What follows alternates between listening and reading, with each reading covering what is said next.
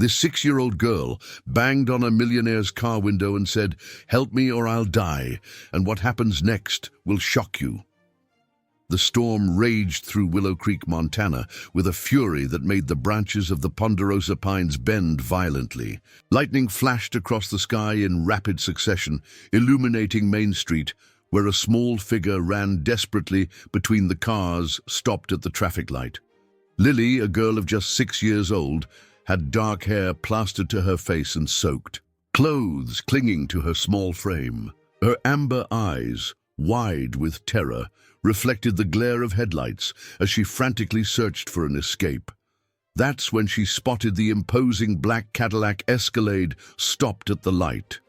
Without hesitating, she ran to the vehicle and began, banging on the tinted window with all the strength her small hands could muster. "Open the car, or I'll die!" she screamed in desperation, her voice almost lost in the thunder. Inside the car, Theodore Ted Vance, 58, gripped the steering wheel so tightly that his knuckles turned white. Known in real estate circles for his calculated coldness, he rarely showed any emotion. Not after what had happened 15 years ago. But something in the child's eyes completely paralyzed him. "They're coming. I saw what they did to Aunt June," Lily whispered as soon as the door opened, throwing herself onto the floor of the car and shrinking back like a cornered animal. Her words came out broken by sobs. Ted watched in the rearview mirror the shadows that moved in the darkness of the street. Without thinking twice, he sped away, leaving downtown behind. The silence inside the vehicle was broken only by the girl's panting and the sound of rain against the windshield. As he drove towards his mansion in the outskirts of Willow Creek, Ted couldn't prevent the memories from hitting him like waves. The face of Magnolia, his wife, on the day she left, unable to bear the grief that consumed them. The empty room of Mirella, which remained untouched as a shrine to the pain he carried. And now, inexplicably, there was a child in his car. Upon arriving at the mansion, Dolores, the 72-year-old housekeeper who had worked for him for decades, waited at the door with a worried expression. Her wrinkled hands held a clean towel as if she already knew it would be needed. "Good heavens, Mr. Vance, what happened?" the woman asked upon seeing the soaked girl being led into the house. Lily kept her eyes fixed on the floor, trembling, not only from cold, but from a visceral fear that seemed to emanate from every pore of her small body. "I don't even know, Dolores," Ted replied, his voice hoarser than usual. "Prepare a hot bath and find some clothes. I'll call Otis to cancel tomorrow's meeting."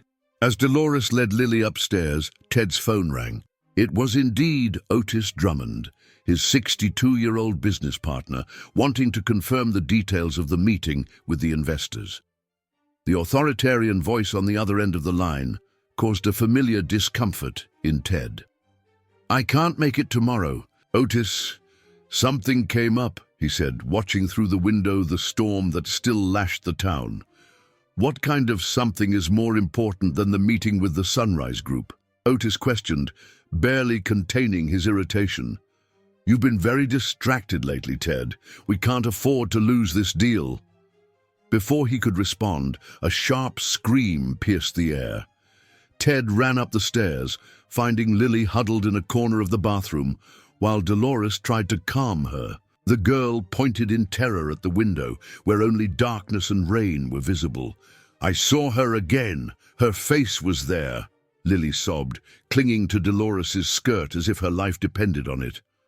That night, after Lily finally fell asleep, in one of the guest rooms, Ted remained in his office, Otis's words echoing in his mind. His meticulously organized and solitary life was about to change completely, although he didn't yet know the extent of that change. The next morning, as the sun began to break through the clouds that remained from the storm, Dolores found something disturbing under the rug where Lily had huddled the night before. A small notebook with mathematical drawings too complex for a 6-year-old, and in the last pages, a sketch of a face that made the housekeeper pale. Ted watched the town through the window of his office when Otis arrived at the mansion unannounced.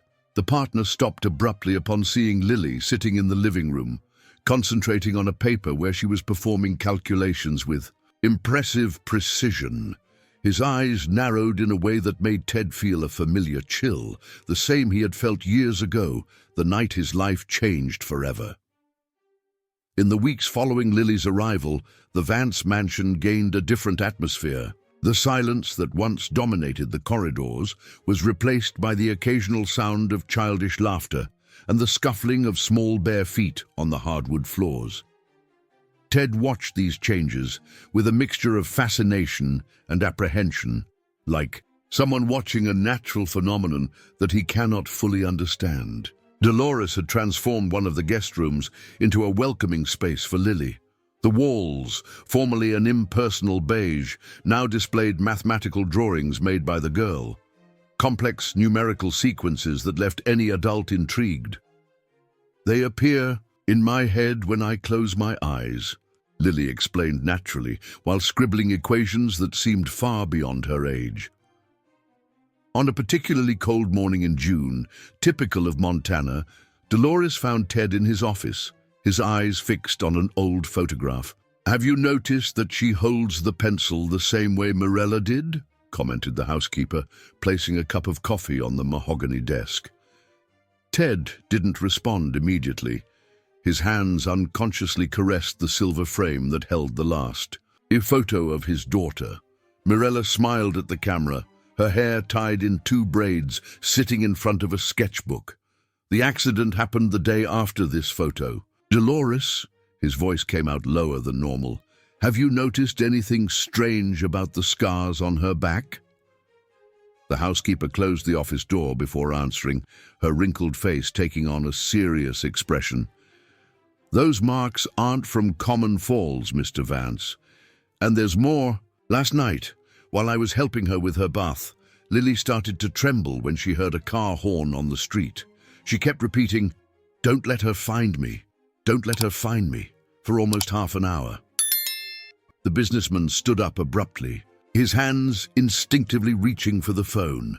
It was time to make a call he had been putting off. Ignatius Iggy Lemez, a 45-year-old private detective known for his discretion, answered on the second ring. Meanwhile, downstairs, Lily was playing with building blocks, arranging them in precise mathematical patterns. Her concentrated face resembled that of a small genius absorbed in complex calculations. That's when the doorbell rang. Otis Drummond entered the mansion as if he owned the place, his impeccable Italian suit contrasting with his somber expression. "Where's Ted? We need to discuss the contracts for the downtown development," he demanded. But his eyes scanned the room looking for something or someone specific. Lily, upon hearing that voice, dropped the block she was holding. Her small body became completely still, like an animal that senses the presence of a predator. Dolores, noticing the change in the girl, strategically placed herself between her and the newcomer. "Mr. Vance is in an important meeting, Mr. Drummond. Can I have him return your call later?" said the housekeeper, her firm voice masking her concern. Upstairs, Ted continued his conversation with Iggy. "I need you to investigate everything about a woman named June. She had some kind of contact with Lily before the night of the storm. And I also want to know about any cases of child exploitation in the downtown area of Willow Creek in recent months." The detective asked some specific questions, his professional tone revealing years of experience. "There's one more thing," added Ted, hesitant. "Check if there's any connection between this June and my daughter's accident." The afternoon wore on when Dolores finally managed to get Otis to leave the mansion, but not before he cast one last penetrating look towards Lily, who remained hidden behind an armchair throughout his stay. "That man," Lily whispered to Dolores after he left. "He was there the day Aunt June yelled at the man in the blue suit." Her small hand squeezed a drawing she had just made, an angular face with cold eyes and a smile that didn't reach his eyes. In the kitchen, while preparing dinner, Dolores encountered an old employee of the mansion, Maggie, who came once a week to clean. "Do you remember Acacia?" asked the housekeeper, seemingly casual. That girl who worked here for a few months. Before Maggie stopped what she was doing, her face emanating genuine concern. The one who disappeared without a trace. How could I forget? She was so dedicated, and she had those amber eyes, just like the... Her voice trailed off as if she realized she was saying something she shouldn't. In the office, Ted received the first call from Iggy. "Mr. Vance, I found something about June. She's known in the downtown area, mainly near the old textile mill. But there's something strange. All the people I talked to seemed afraid to talk about her. And there's more. I found out that she used to work for a cleaning company that provided services to your development company about 7 years ago." The businessman felt his blood run cold. 7 years ago was when the problems with Otis began, when important documents mysteriously disappeared from the company's safe. Night fell over Willow Creek when Lily, already in her room, picked up her secret drawing book. In the last pages, there were sketches of faces. June, the man in the blue suit, and now Otis. But there were also other drawings, detailed floor plans of what appeared to be an office, safe numbers, and a sequence of digits that was repeated in several corners of the page. Outside the mansion, a figure watched the window of Lily's room through the shadows of the garden. In his hands, a cell phone showed a recently arrived message. "Find the girl. She knows too much." Ted, restless in his office, picked up a yellowed envelope hidden in the back of a locked drawer. Inside, an old photo showed his wife Magnolia next to a young maid with amber eyes. On the back, a date and a note. Acacia, first day of work. His eyes widened as he noticed the striking resemblance between the eyes of the former employee and those of Lily. The clock in the living room chimed 9 times when Dolores heard a noise coming from the girl's room. Upon opening the door, she found Lily sitting on the bed, trembling, with the drawing book open on her lap. "He's coming back," murmured the child, pointing to a new drawing she had just made, a black Cadillac Escalade parked in front of the old textile mill. And next to the car, a familiar figure holding what appeared to be a briefcase full of documents. The traditional Willow Creek Harvest Festival transformed the quiet inland town into a whirlwind of colors and sounds. The streets near the central square were decorated with banners and typical regional flowers, while the smell of roasted pinyon and mulled cider filled the air. For Ted, however, the joy of the festivities contrasted bitterly with the tension that consumed him. Lily had insisted on going to the festival after seeing the colorful posters around town. Her amber eyes shone in a way that made it impossible to refuse, painfully reminding Ted of how Morella used to look at him when she wanted something. "Please, Uncle Ted," she asked, using the nickname she had begun to call Ted in recent weeks. "I want to see the dancing." Dolores supported the idea, arguing that it would be good for the girl to have contact with other children. In the 3 months since Lily had arrived at the mansion, she hadn't interacted with anyone her age. Her world was limited to the numbers that filled entire notebooks and the increasingly detailed and intriguing drawings. "All right," Ted conceded, adjusting his tie nervously. "But we don't leave my sight, got it?" The square was crowded when they arrived. Folk dance groups performed on the main stage, their twirling skirts creating a mesmerizing spectacle of movement and color. Lily watched everything with fascination, her small fingers squeezing Ted's hand tightly. That's when Iggy Leames appeared, discreetly among the crowd, his face conveying an unusual urgency. "Mr. Vance, we need to talk. I found something about June and about Acacia." Ted felt his stomach sink. In recent days, the name Acacia had begun to appear frequently in his investigations, like a ghost that refused to remain buried. "Dolores, stay with Lily for a moment. Don't lose sight of her." Moving away a few feet, Iggy showed Ted a series of documents. "Acacia didn't simply abandon her job at your mansion. She discovered something, Mr. Vance. Something big involving the negotiations of the development company in downtown.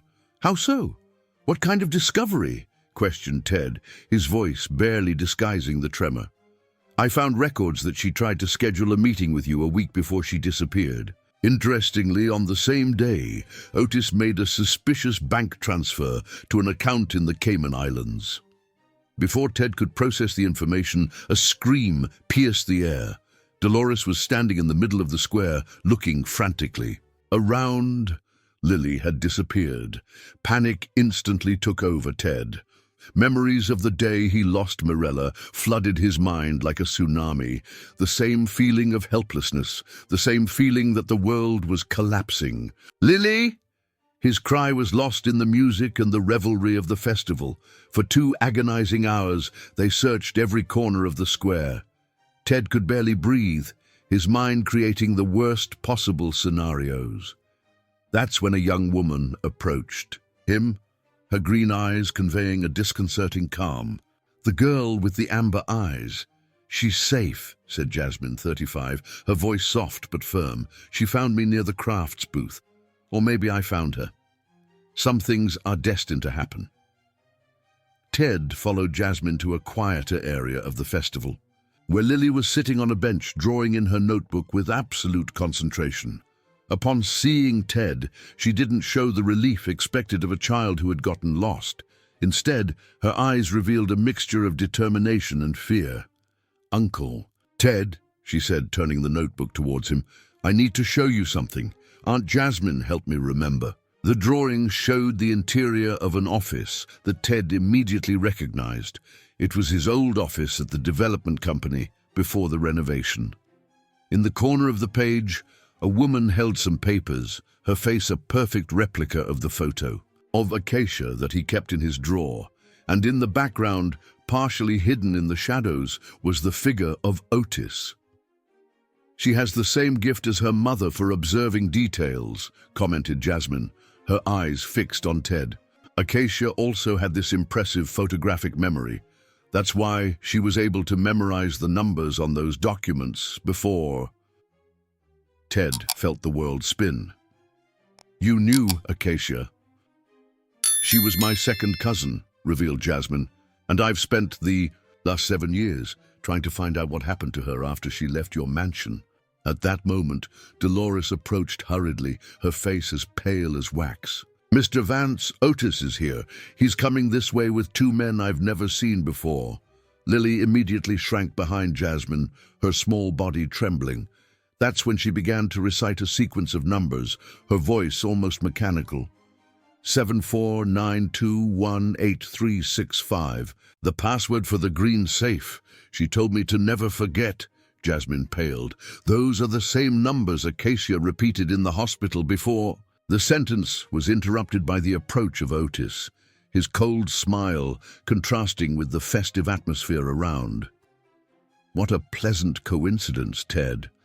I didn't know you frequented town festivals now. His eyes lingered on Lily for a moment too. Long, then moved to Jasmine, and something in his expression changed subtly. Interesting company you have here. Did you know that your new protégé has an extraordinary talent for mathematics, much like that of a former employee of ours? The threatening tone was impossible to ignore.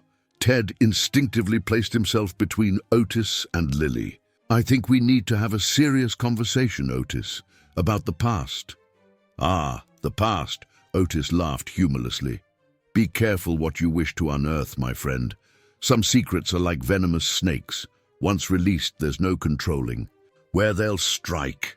As the tension grew between the 2 men, Dolores noticed something that made her heart race. Lily had opened her notebook to a new page and was drawing frantically. The drawing showed a scene that seemed to be from the past. A car crashed on a rural road, and next to it, a familiar figure watching without offering help. The festival continued around them, the folk dances and songs creating a surreal soundtrack to the drama that unfolded. On stage, the announcer announced the most anticipated moment of the night, the traditional bonfire, a ritual that symbolized renewal and hope. But for that small group, gathered on the side of the square, the world had been reduced to a game of glances and unspoken words. Ted, holding Lily's hand firmly, knew that he stood at a crossroads. Iggy's words echoed in his mind, along with Jasmine's revelations and Lily's mysterious drawings. What happened to Acacia? What was the true connection between her and the missing documents? And most importantly, what was Otis's role in all this? The answer, Ted suspected, was encoded in the drawings of a 6-year-old child who somehow had become the key to unraveling a mystery far greater than he could have imagined. The week following the Harvest Festival was marked by a series of events that deeply shook life at the Vance mansion. Ted spent hours locked in his office, obsessively examining old documents and making endless calls. His expression grew darker with each new discovery. Dolores watched the changes with growing concern. In her 72 years of life, most of them dedicated to the Vance family, she had never seen her boss so disturbed since the accident with Mirella. She knew that something serious was about to happen. She could feel it in her bones, as she used to say. On a particularly cold morning, while organizing old photographs in the attic of the mansion, the housekeeper found a box she hadn't seen in years. Inside it, among papers yellowed by time, was an envelope with Magnolia's name written by hand. The writing was unmistakable. It belonged to Acacia. "My dear lady," began the never-delivered letter, "there are things happening in this house that you need to know. Mr. Drummond is not who he appears to be.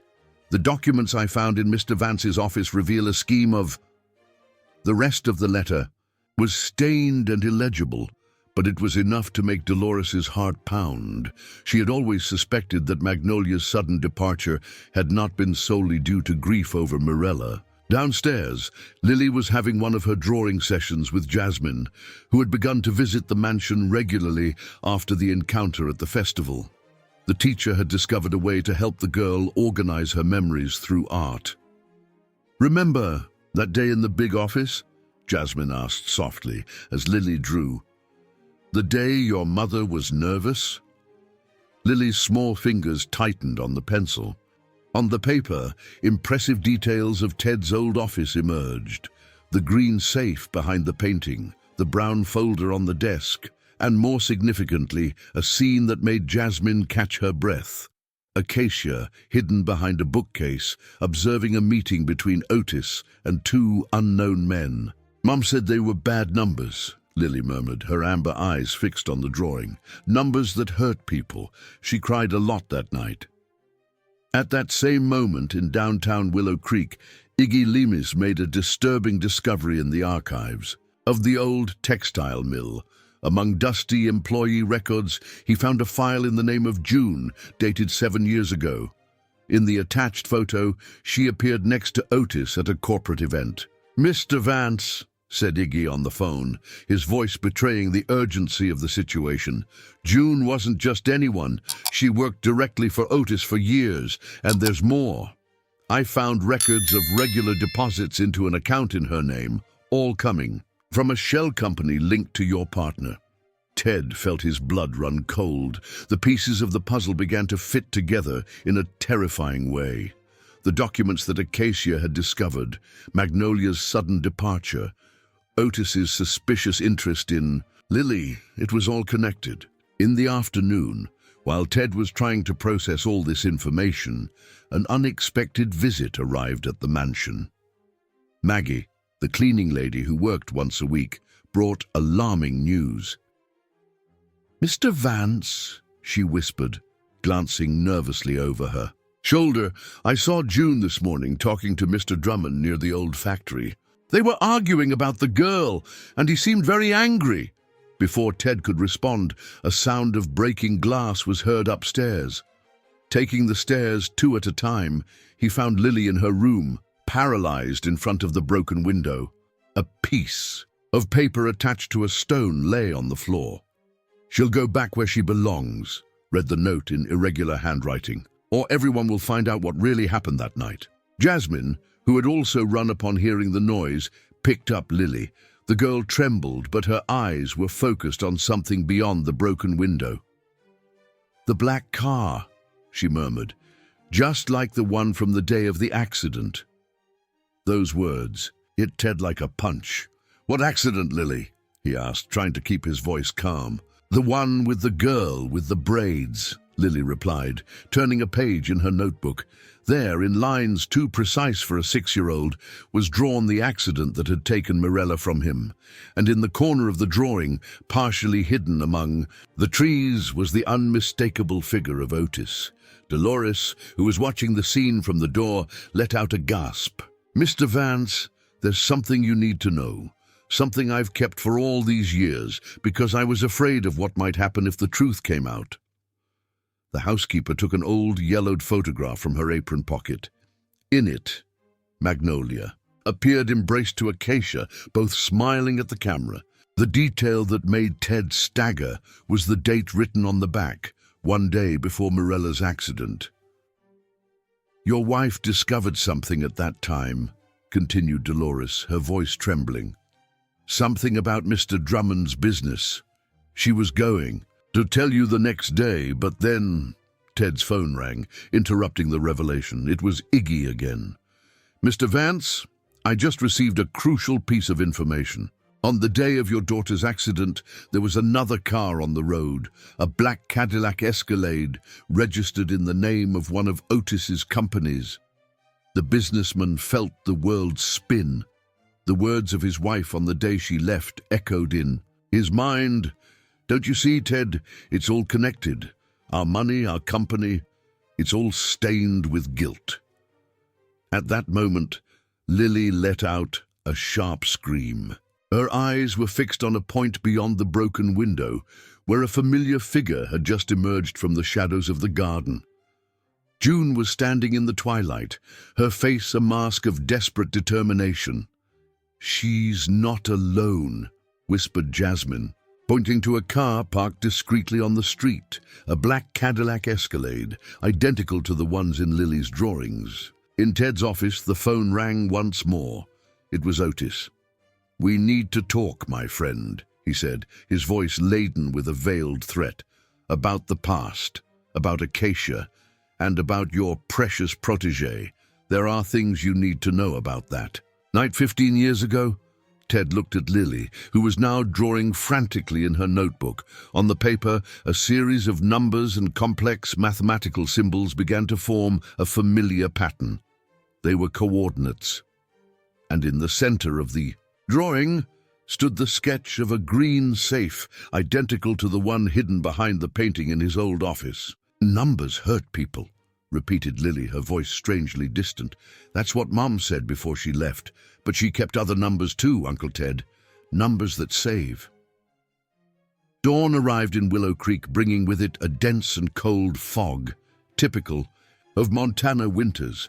At the Vance mansion, no one had been able to sleep. Ted spent the entire night in his office, immersed in a frenzied investigation, while Dolores and Jasmine took turns in Lily's room, who alternated between periods of restless sleep and moments of frightening lucidity.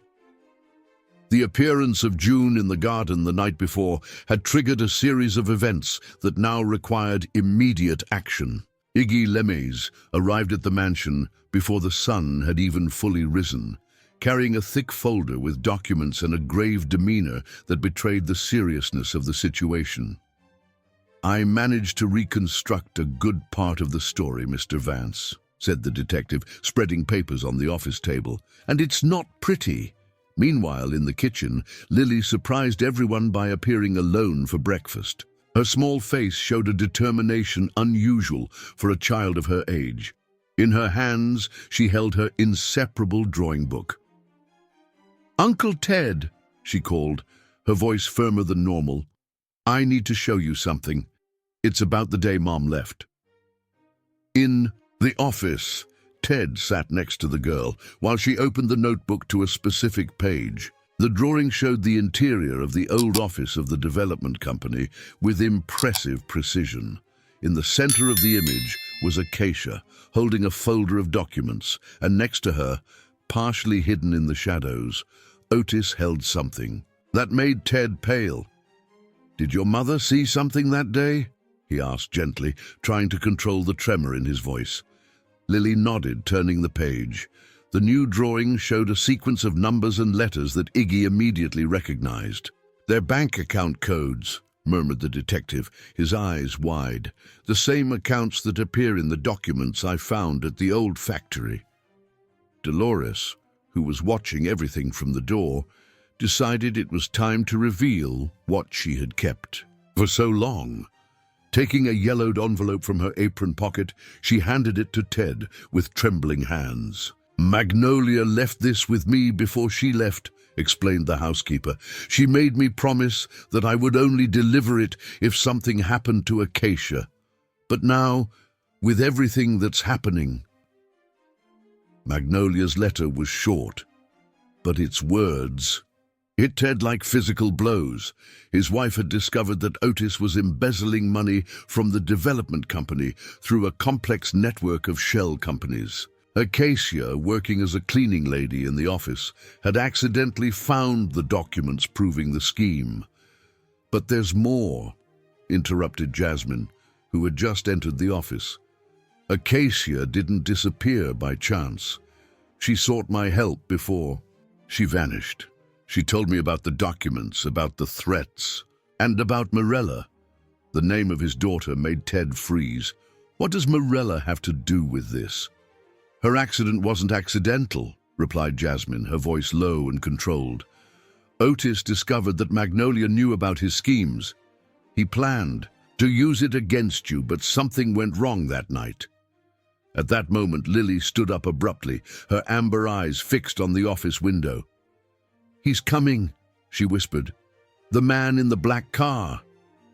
Indeed, a black Cadillac Escalade had just passed through the gates of the mansion. Otis got out of the vehicle with his usual elegance, but there was something different about his posture, a visible tension that betrayed his nervousness.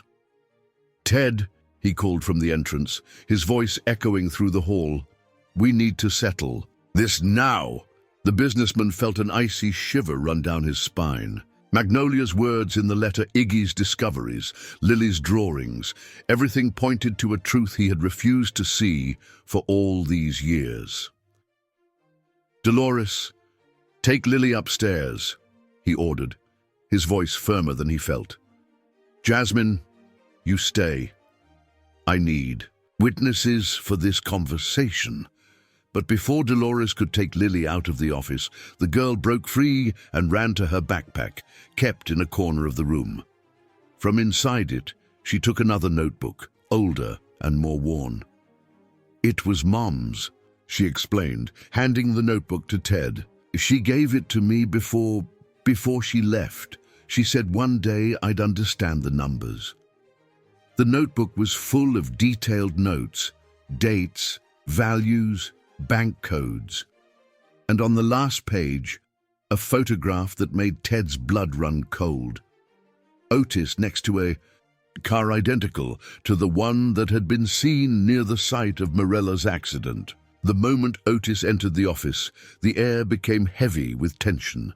His eyes scanned the room, lingering for a moment on each face until they fixed on the notebook in Ted's hands.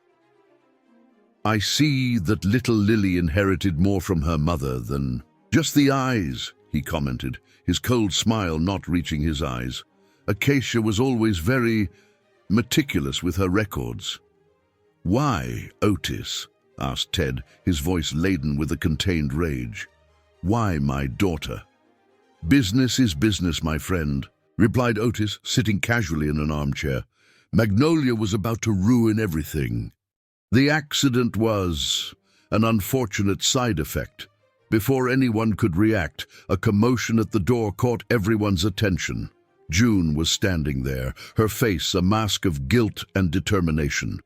"Enough," she said, her voice trembling. "I can't participate in this anymore. The girl doesn't deserve to go through the same thing as her mother." Otis stood up abruptly, but June was already taking an envelope from her coat. "Keep real papers next time," she said, throwing the envelope on the table. "Not copies like these that you ordered destroyed." The documents that fell from the folder were copies of the originals that Acacia had found, irrefutable proof of Otis's schemes, including the direct order to resolve the problem with Magnolia that ended up resulting in Mirella's accident. "Where is Acacia?" asked Ted, his voice barely containing his fury. "Closer than you think," replied a familiar voice from the door. Everyone turned to see Maggie, the cleaning lady, removing a gray wig. There, standing before them, was Magnolia Vance, her tearful eyes fixed on the husband she hadn't seen for 15 years. The silence that followed was deafening. Lily, who watched everything with an understanding beyond her age, opened her notebook to a new page and began to draw. On the paper appeared the portrait of a family, not the one she had lost, but the one she was about to find. The office of the Vance mansion, which had witnessed so many secrets over the years, now seemed too small to contain the intensity of the emotions that overflowed from its occupants. Ted remained motionless, his eyes fixed on Magnolia, as if he feared that she might disappear if he blinked. "You've been here all along," he whispered, his voice choked with realization. "As Maggie, right under my nose." Magnolia took a step forward, her hands trembling slightly. "I couldn't really leave, Ted. Not after finding out that Acacia was pregnant, not after promising her that I would protect her daughter." Lily, who until then had watched everything in silence, got up from her chair and walked to Magnolia. Her small fingers touched the woman's face with a surprising gentleness. "You always gave me cookies secretly," she said, smiling, "just like Aunt Dolores." The housekeeper let out a suppressed sob, years of kept secrets finally making sense. She had always suspected that there was something familiar about Maggie, but the disguise had been meticulously planned. Otis, who had remained strangely quiet, tried to move towards the door, but Iggy Lemes blocked his way. "Not so fast," said the detective. "We have a lot to talk about regarding certain bank documents." "You don't understand," Otis laughed humorlessly. "Everything I did was to protect the empire we built, Ted. Your precious company wouldn't exist without my creative strategies." "Creative strategies?" June's voice cut through the air like a knife. "Is that what you called it when you sent your thugs after Acacia? When you forced her to flee, leaving her daughter behind?" Jasmine, who until then had remained in the background, stepped forward with an envelope in her hands. "I found this in Acacia's old apartment. She left specific instructions in case something happened to her. The envelope contained a letter addressed to Ted, dated 15 years ago. Acacia's elegant handwriting narrated in detail how she had discovered Otis's money laundering schemes, how he used needy children in an organized begging scheme to justify illegal money inflows, and how Magnolia had helped her gather evidence. "On the day of Mirella's accident," continued Magnolia, her voice trembling, "I was on my way to the DA's office with the evidence. Otis found out and decided to give me a warning." "But something went wrong," completed Ted, the understanding, finally hitting him like lightning. "Mirella was in the wrong car, at the wrong time. I never wanted," began Otis, but was interrupted by a sharp scream. Lily was standing holding her notebook open. On the page, a new drawing showed a scene that made everyone freeze. The exact moment of Mirella's accident, drawn with a precision impossible for someone who hadn't been there. "How?" murmured Ted. "The dreams," Lily replied simply. "Mom said that sometimes our eyes see things that happened before we were born. She called it memory of the angels." At that moment, heavy footsteps sounded in the hallway. Iggy had called for reinforcements, authorities who had been discreetly investigating Otis's suspicious activities for years. "This isn't over," snarled Otis, pulling something from his coat pocket. But before he could make any move, June hit him with a heavy folder on the head, causing him to stagger. 15 years carrying this guilt, she said, tears streaming down her face. 15 years knowing that I could have prevented all that. As the authorities led Otis out of the mansion, Ted approached Magnolia. Why didn't you tell me? Why hide? All these years? Because you needed to find your own way back to the light, she replied softly, and because I promised Acacia that I would take care of Lily until it was safe. And where is Acacia now? Asked Jasmine, her voice full of hope. As if answering the question, a car parked in front of the mansion. From it descended a woman with amber eyes identical to Lily's, her face marked by time, but still carrying the same determination that Ted remembered. "Mom!" Lily's cry echoed through the mansion as she ran towards the door. The reunion between mother and daughter was of a painful beauty. Acacia hugged Lily, as if wanting to make up for every second of the last years, while silent tears ran down her face. "I'm so sorry," she said, looking at Ted. "I'm so sorry I couldn't prevent for not being faster that day." "You did what you could," he replied, his voice soft. "We all made difficult choices." In the days that followed, the truth came out in all its complexity. The documents kept by Acacia and Magnolia, added to the evidence gathered by Iggy, revealed the extent of Otis's crimes. More importantly, they proved that Ted had no knowledge of his partner's illegal activities. The Vance mansion, formerly a place of shadows and secrets, began to transform. Ted and Magnolia began a slow process of reconciliation, discovering that the love they felt for each other had never really disappeared. Acacia, although still weakened by the years of flight, found the strength to rebuild her life. With the help of Ted and Magnolia, she and Lily settled in a house near the mansion. The girl could finally have both the love of her mother and the affection of the family that had welcomed her. Jasmine resumed her work as a teacher, now in a special school for gifted children that Ted helped found. Lily was her first student, her extraordinary mathematical skills finally finding the right environment to flourish. Dolores, the faithful housekeeper, could finally smile without the weight of secrets. She continued to take care of the mansion. But now her stories at tea time were about hope and new beginnings, no longer about the sorrows of the past. June, after testifying against Otis, dedicated herself to helping other children in vulnerable situations, transforming her guilt into positive action. One spring afternoon, as the sun set over Willow Creek, Ted found Lily in the garden. She was sitting under a large oak tree, her drawing book in her lap. As he approached, he saw that she was drawing a new scene, the Vance mansion, but not as it was, but as it would be, full of light, life, and smiles. "You know, Uncle Ted," she said without taking her eyes off the drawing, "Mom always says that some families we choose, and sometimes they're even more special than others." Ted sat next to her, feeling for the first time in 15 years that his heart was truly at peace. In the sky, a rainbow formed, its colors reflecting in the tears of joy that finally he allowed to fall. "Yes, little one," he replied, hugging her gently, "and some people come into our lives exactly when we need them, even if we don't know it at the time." On the porch of the mansion, Magnolia and Acacia watched the scene, their hands intertwined in a gesture of friendship and understanding that transcended all the pains of the past. Dolores joined them, bringing a tray with freshly baked cookies, the same ones that she and Maggie used to secretly give to Lily. The sun finally set completely, but the darkness no longer frightened anyone in that house. The shadows of the past had given way to the light of truth, and the future, once so uncertain, now shone with the promise of better days. On the last page of her notebook, Lily drew a single word in her childish handwriting: family.